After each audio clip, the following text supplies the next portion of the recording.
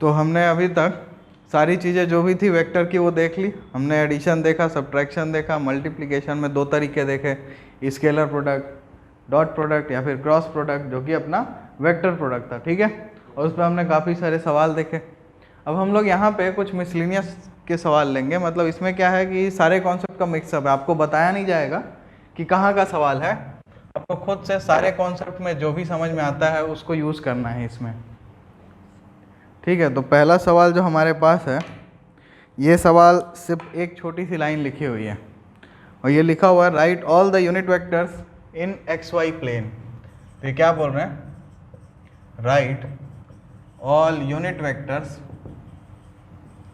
इन x y plane. तो x y plane में जितने भी यूनिट वेक्टर्स हैं उनको आपको लिखना है यहाँ पे। अब सोचो, ऐसे मैं सोचूं तो इनफाइनाइट यूनिट वेक्टर्स पॉसिबल हैं। अगर एक पॉइंट से मैं देखूं तो क्या इनफाइनाइट पॉसिबल मैं यूनिट वेक्टर्स को लिख सकता हूँ कभी? बिल्कुल नहीं। तो हमको कुछ करना पड़ेगा। तो एक काम करते हैं, सबसे पहले एक्स वाई प्लेन बना लेते हैं, ठीक है। अब हम सोचते हैं ओरिजिन से ले रहे हैं हम, मान लो, क्या ही दिक्कत है। तो ओरिजिन से यूनिट वेक्टर जो होगा उसका मैग्नीट्यूड यूनिटी होगा, तो मैं एक यूनिट सर्कल बना सकता हूँ। अच्छा, अब यहाँ से मैं कोई एक आर्बिट्री एक वेक्टर ले लिया, ये आर वेक्टर है जिसका मैग्नीट्यूड जो है वो 1, ठीक है, क्योंकि सर्कल का जो रेडियस है वो 1 है, हमने यूनिट सर्कल ही ड्रॉ किया हुआ है। तो यहाँ ये जो पॉइंट होगा जो कि होगा x, y, अगर मैं ये एंगल को थीटा मानूँ तो क्या हम x को, इस कोऑर्डिनेट्स को थोड़ा लिख सकते हैं क्या? x को हम क्या लिखेंगे, ये डिस्टेंस है जो क्या होगा r cos थीटा, और ये होगा r sin थीटा, हाँ या नहीं बताओ? अच्छा, r की वैल्यू तो 1 है, हटाओ r को।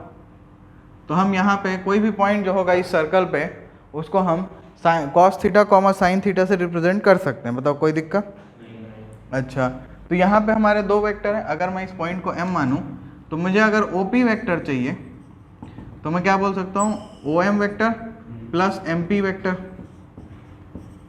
ठीक है कि नहीं? ये हमने सीखा हुआ है पहले ही।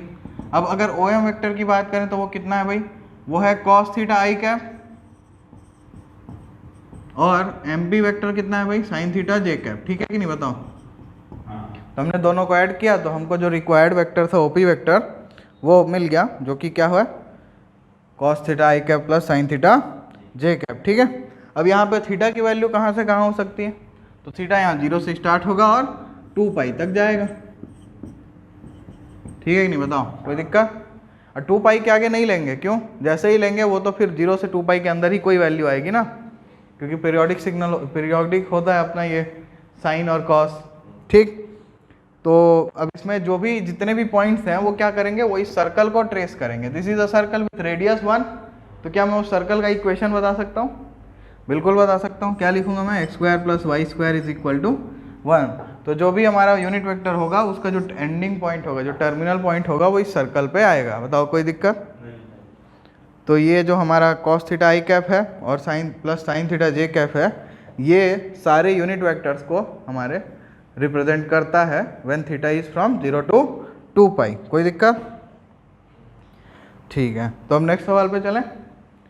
चलो, तो नेक्स्ट क्वेश्चन देखते हैं। बहुत सिंपल सा सवाल था, अगला भी सिंपल ही है, ज़्यादा हार्ड तो होते नहीं इसमें। तो ये बोल रहा है कि इसने 3 पोजीशन वेक्टर्स दिए हुए हैं, बट इसमें मेरे पास क्वेश्चन दिखाई नहीं दे रहा, इसमें देखते हैं। तो हमको यहाँ पे ये सवाल बोल रहा है कि 3 पोजीशन वेक्टर दिया हुआ है, एक है i cap plus j cap plus k cap, दूसरा है 2i cap plus 5j cap, और तीसरा है 3i cap plus 2j cap minus 3k cap. अच्छा, 4 दिया हुआ है, i cap minus 6j cap minus k cap, और ये a b c d points हैं, ये a है, ये b है, ये c है, ये d है। इन चारों पॉइंट का ये पोजीशन वेक्टर दिया हुआ है, ठीक है। और ये बोल रहा है find the angle between A B and C D vector, और दूसरा बोल रहा है deduce A B and C D vector are collinear, ठीक है।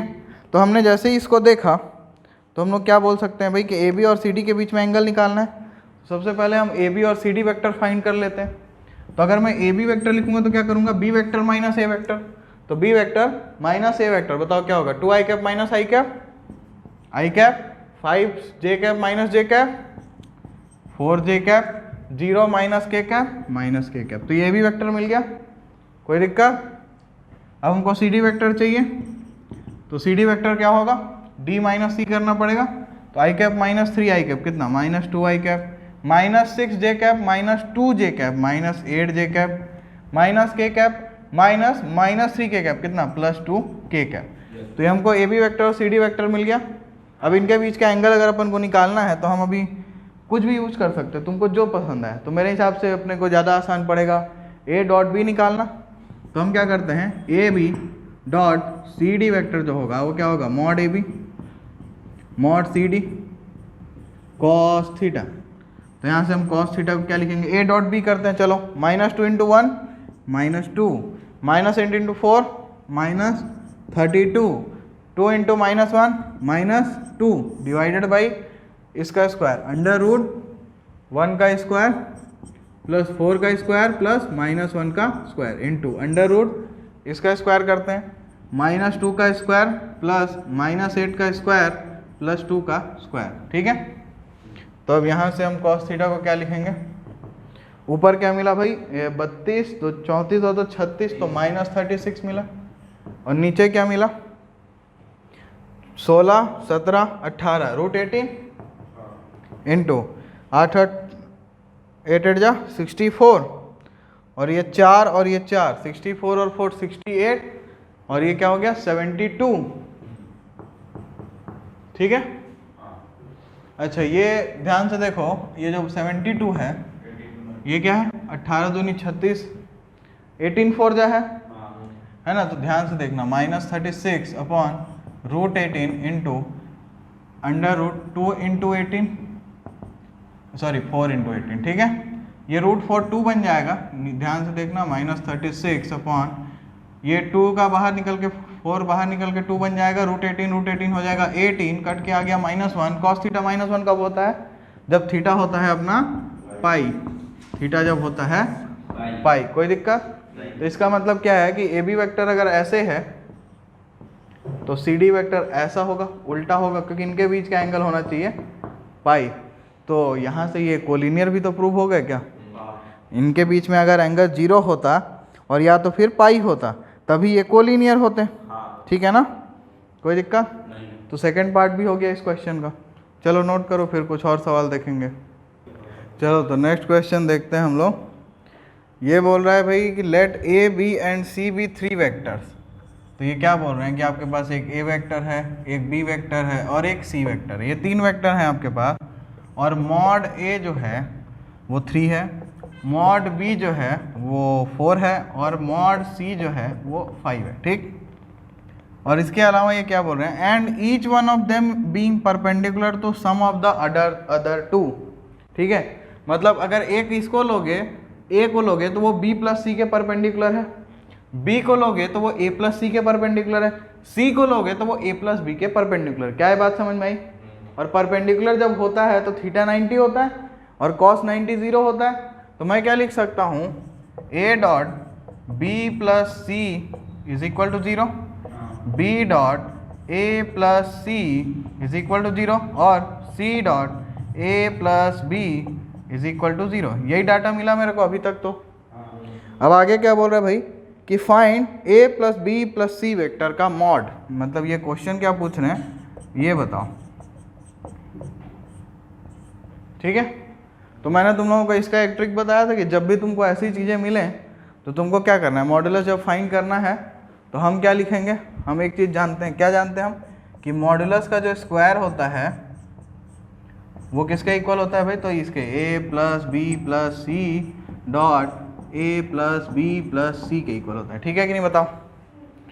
तो अब इसको मल्टीप्लाई करते हैं। चलो तो ध्यान से देखना, यही मैं चमत्कार करने जा रहा हूँ। ए डॉट ए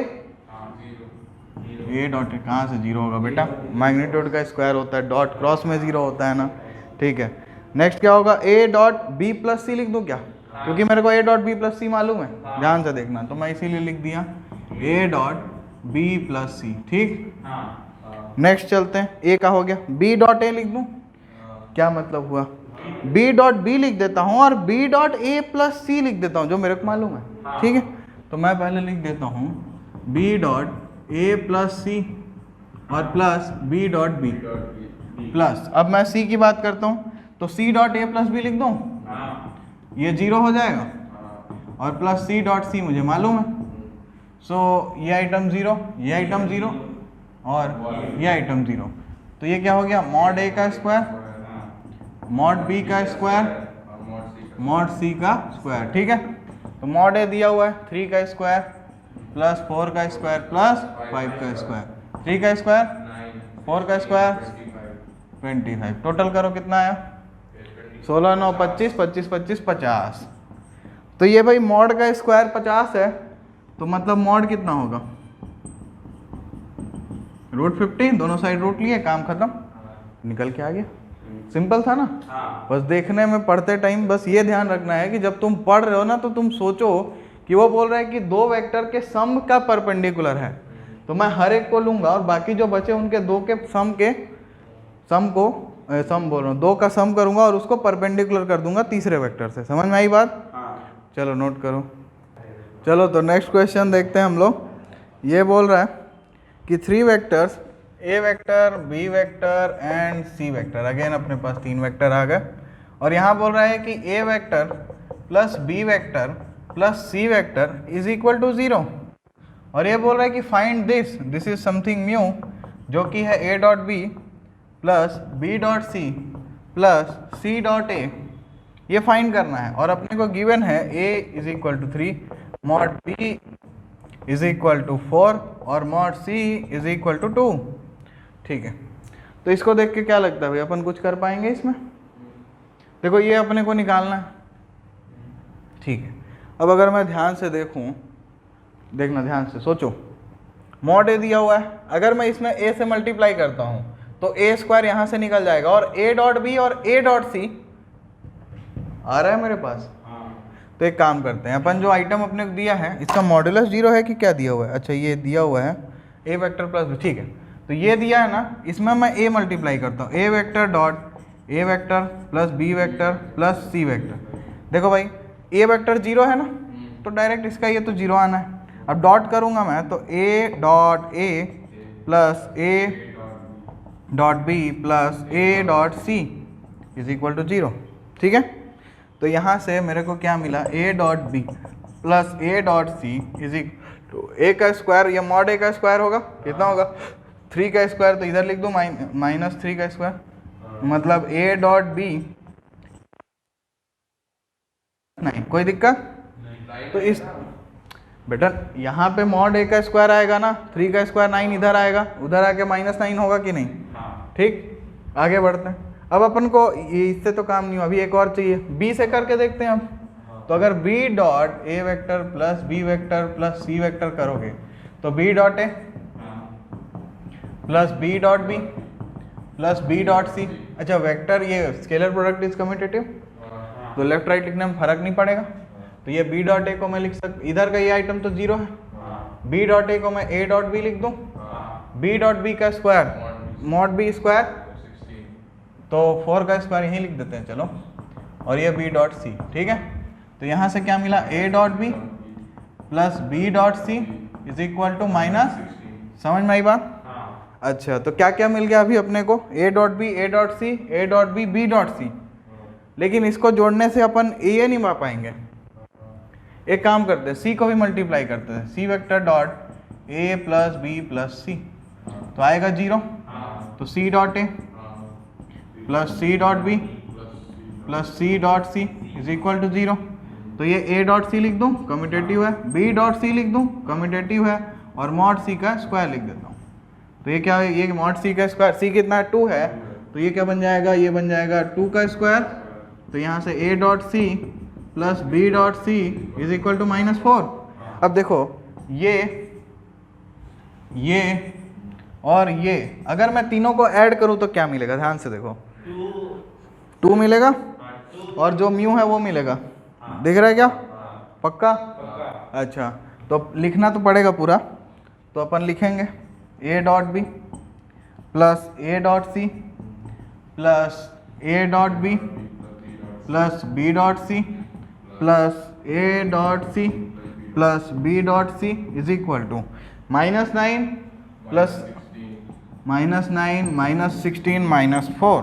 ठीक है, तो ये अपना ये 2 म्यू है, दिख रहा है अपने को, और उधर ये कितना हो गया 9 4 13, 13 6 19 -29, तो म्यू कितना आ गया -29/2। क्या ये बात समझ में आई? तो हमने बड़े आराम से निकाला इसको। तो सवाल देखने में लग सकता है मुश्किल है, बट अगर सही तरीके से तुम सोचोगे कि क्या वो बोल रहा है तो आराम से बनेगा। चलो नोट करो। चलो तो नेक्स्ट क्वेश्चन देखते हैं हम लोग। ये इस चैप्टर का सबसे इम्पोर्टेंट क्वेश्चन है मेरी नज़रों से देखोगे अगर तो, ठीक है। तो सवाल ये बोल रहा है कि if with reference to right handed system of mutually perpendicular unit vectors I J K, तो आई जे के जो अपना म्यूचुअली परपेंडिकुलर यूनिट वेक्टर होते हैं एक्स एक्सिस वाई एक्सिस और जेड एक्सिस के अलॉन्ग, तो उनके टर्म्स में ये बोल रहे हैं कि अल्फा एक वेक्टर है जो कि है 3i cap minus J cap, और बीटा एक दूसरा वेक्टर है जो है 2i cap plus J cap minus 3k cap, ठीक है। तो ये बोल रहे हैं कि then express beta vector in the form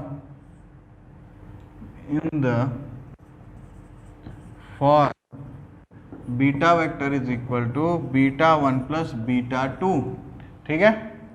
तो एक बीटा वेक्टर जो ये है इसको ये बोल रहे हैं कि इसको ऐसे एक्सप्रेस करो, ठीक है। लेकिन ये बीटा 1 और बीटा 2 की इन्होंने कुछ खासियत बता रखी है। बोला है कि beta 1 is parallel to alpha vector, beta 1 is parallel to alpha vector. मतलब क्या है कि बीटा 1 जो है वो अल्फा के अगर पैरेलल है तो it is some constant time alpha होगा कि नहीं, बताओ, ठीक है। तो ये पहली चीज बोल दिया इसने। और आगे ये बोल रहा है कि beta 2 is perpendicular to alpha vector. तो ये जो बीटा 2 है ये परपेंडिकुलर है अल्फा वेक्टर के। इसका मतलब क्या है? परपेंडिकुलर है मतलब कि एंगल थीटा 90 है और थीटा 90 मतलब कॉस 90 0 है। तो इसका मतलब क्या है कि beta 2 dot alpha vector is equal to 0। क्या ये बात समझ में आई? तो यहाँ से हमको बीटा 1 और बीटा 2 ही निकालना है, क्योंकि beta is equal to beta 1 2 plus beta 2 के फॉर्म में अपने को रिप्रेजेंट करना है। तो अगर बीटा 1 बीटा 2 निकाल लें तो काम हो जाएगा, ठीक है ना। तो अब देखो ऐसा है कि बीटा 1 जो है वो लैम्डा अल्फा 1 है, लैम्डा अल्फा है। तो इसको मैं क्या लिख सकता हूँ, इसमें लैम्डा अगर मल्टीप्लाई करूँ तो 3 लैम्डा आई कैप माइनस लैम्डा जे कैप, ठीक है कि नहीं। ये बीटा 1 हो गया हमारा। और ये अब बीटा 2 की बात करते हैं। तो बीटा 2 मैं कैसे निकालूं? देखो तो ये बीटा गिवन है, ये बीटा 1 मैंने मान लिया, यहाँ से मैं बीटा 2 ही निकाल लेता हूँ ना, उसी का यूज़ कर लो। तो अगर मैं लिखूँ बीटा 2 इज इक्वल टू क्या हो जाएगा, बीटा माइनस बीटा 1 वेक्टर। तो बीटा कितना है भाई 2i cap plus J cap minus 3k cap और माइनस बीटा 1 वेक्टर कितना है, ये है 3 लैम्डा आई कैप माइनस लैम्डा जे कैप, ठीक। तो अब दोनों को अगर सब्ट्रैक्ट करें तो क्या आएगा बताओ, 2 माइनस 3 लैम्डा आई कैप दिख रहा। अब जे कैप में देखो 1 माइनस लैम्डा जे कैप, ठीक है, और माइनस 3k कैप, क्योंकि इसमें कुछ है नहीं तो ये नहीं बदलेगा। तो ये हमारा बीटा 2 आ गया, ठीक है कि नहीं। और बीटा 2 और अल्फा का डॉट तो 0 होता है। तो अगर मैं बीटा 2 डॉट अल्फा निकालूं, बीटा 2 डॉट अल्फा निकालूं तो क्या आएगा भाई, बीटा 2 क्या है मेरा ये, और इसका अल्फा के साथ करना है। तो यहाँ लिख लेते हैं ताकि आसानी से दिखे। 3 माइनस 3 लैम्डा कैसे लिख दिया मैंने, 3 माइनस 3 लैम्डा, 2 माइनस 3 लैम्डा था ना, 2 माइनस 3 लैम्डा, 2 माइनस 3 लैम्डा आई कैप प्लस 1 माइनस लैम्डा जे कैप माइनस 3k कैप। इसका डॉट करना है मुझे इस वेक्टर का, किसके साथ करना है भाई, तो ये है मेरे पास 3i cap minus J cap, ठीक। तो डॉट करूंगा तो ये 0 होना चाहिए पहली चीज, तो ये मेरे को मालूम है, तो 0 लिख देता हूँ is equal to 2 minus 3 lambda into 3, ठीक, कोई दिक्कत।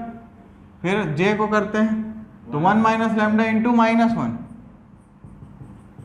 और माइनस 3 और 0 लिखना ही नहीं है, तो यहाँ से 0 इज इक्वल टू क्या आया, 6 minus 9 lambda minus 1 plus lambda. तो ये 6 और माइनस 1 क्या हो गया 5, ये क्या हो गया माइनस 8 लैम्डा। तो लैम्डा इज इक्वल टू 5/8 आ गया। अगर लैम्डा आ गया 5/8 तो उसकी वैल्यू डाल के बीटा 1 और बीटा 2 की वैल्यू निकाल सकते हो, है कि नहीं। कुछ गड़बड़ हो रहा है क्या कहीं पे, मुझे लग रहा है, क्योंकि यहाँ देखते हैं एक बार 2i माइनस 3 लैम्डा 1 अरे यहाँ माइनस है ना, तो ये माइनस माइनस का प्लस हो जाएगा ना, तो ये 1 प्लस लैम्डा आएगा ना, तो यहाँ पे 1 प्लस लैम्डा होगा अगर, तो ये 1 प्लस लैम्डा होगा, तो -1 माइनस लैम्डा होगा, तो ये माइनस ये 10 लैम्डा होगा, तो लैम्डा की वैल्यू 5/10 मतलब कि 1/2 आएगी। ठीक है, तो अब मैं बीटा 1 लिख सकता हूँ। बीटा 1 जो होगा 3 × 1/2 i cap minus 1/2 j cap, तो क्या आ गया भाई 3/2 i cap minus 1/2 j cap, तो ये बीटा 1 मिल गया। अब बीटा 2 निकाल लेते हैं हम लोग। तो बीटा 2 क्या है भाई 2 - 3 लैम्डा i कैप, तो 2 - 3 × 1/2 i cap plus 1 + 1/2 j cap minus 3 k cap, तो ये क्या हो जाएगा 4 - 3/2, 4 - 3 कितना 1, तो 1/2 i cap plus 1 + 1/2 3/2 j cap minus 3 k cap. एक काम करो देखो तो जरा, ये बीटा 1 और बीटा 2 का सम आ रहा है क्या, ये बीटा के इक्वल, तो कहाँ गया बीटा 1, ये रहा 3/2 + 1/2 कितना 4/2 2 i कैप आ रहा है, माइनस 1/2 प्लस 3/2 कितना आ रहा है 2/2 आ रहा है, 1 आ रहा है, बढ़िया, और k कैप तो -3 है। तो इसका मतलब क्या है कि हमने बीटा को बीटा 1 + बीटा 2 के टर्म में रिप्रेजेंट कर दिया है। यही हमारा काम था, समझ में आया? बहुत ही सिंपल तरीके से जो क्वेश्चन ने बोला हमने उसी चीज़ों को यूज़ किया है। तो अब मिसलेनियस एक्सरसाइज 10 में 19 क्वेश्चंस हैं, उनको ट्राई करो और एंजॉय करो।